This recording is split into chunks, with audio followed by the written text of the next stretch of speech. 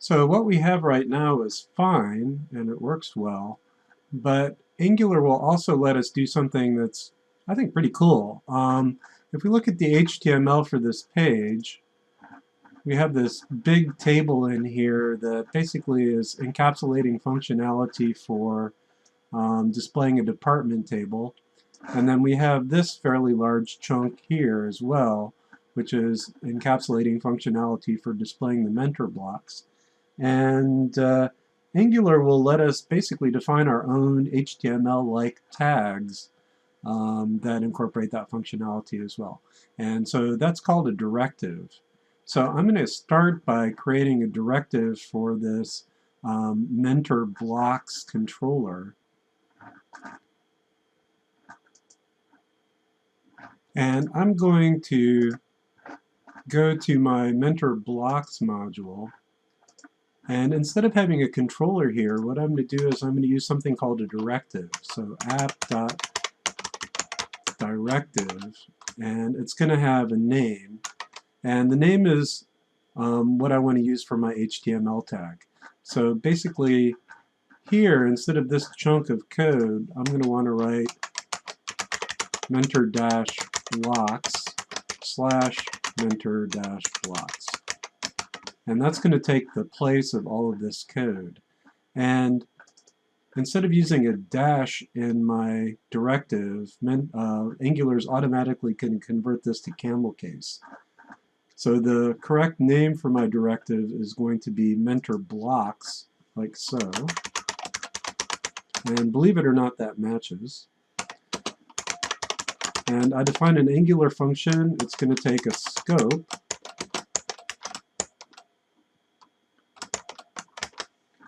And what it's going to do is return an object. And then this object is going to have some properties. So it's going to have a restrict property. And that's going to say what kind of directive it is. And I can have an A for an attribute directive that's added to a tag, or E for an element directive, which is a standalone tag. That's what I'm using here. And then I give it a template URL. And this is the name of a file to include where the HTML for this tag is. So we'll see what I mean in a second. So I'm going to call this mentor blocks.html.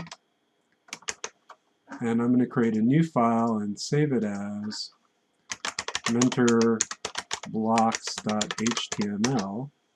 And then in here, I'm going to put this HTML.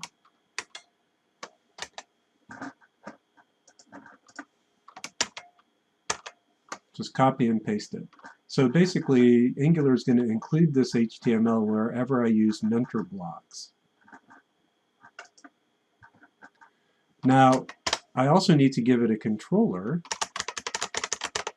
where my actual code lives. And I'm going to move all of this code, so up to here. That whole thing is going to be my controller. And let me go ahead and tab it over.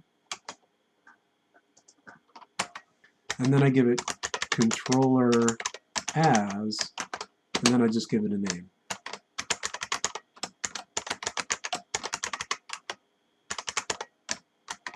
Like so. And then I can get rid of that. And then in my mentor blocks.html, I no longer need to refer to this because it's going to be loaded from my controller.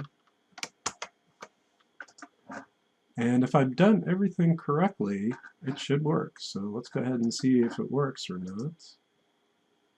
Not quite.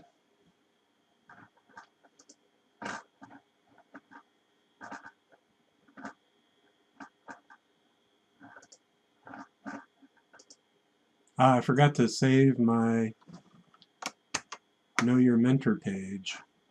So now let me try it.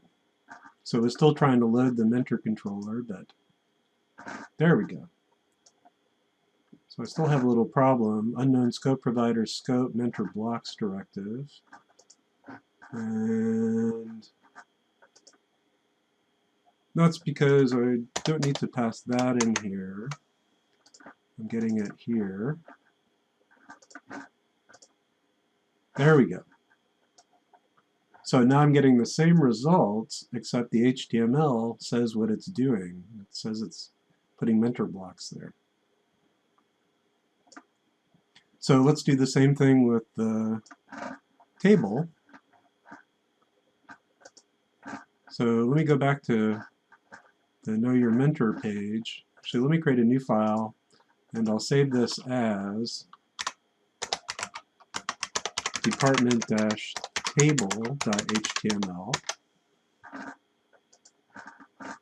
And I'm going to cut all of this HTML and replace it with department-table.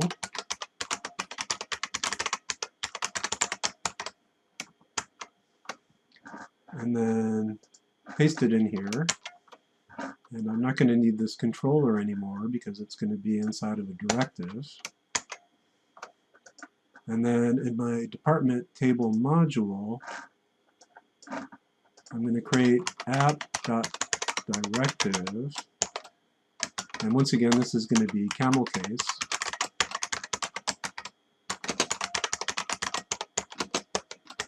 A function that returns a directive object.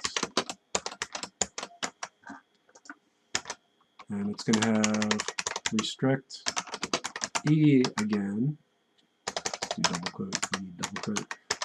And then template URL is department-table.html. And then controller is going to be this whole function.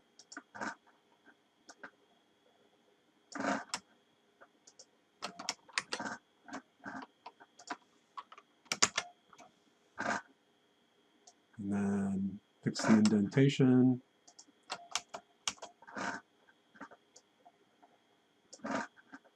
And finally, controller as, and I'll just go ahead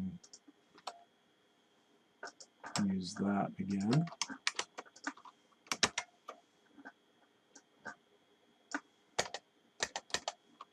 So I'll save that.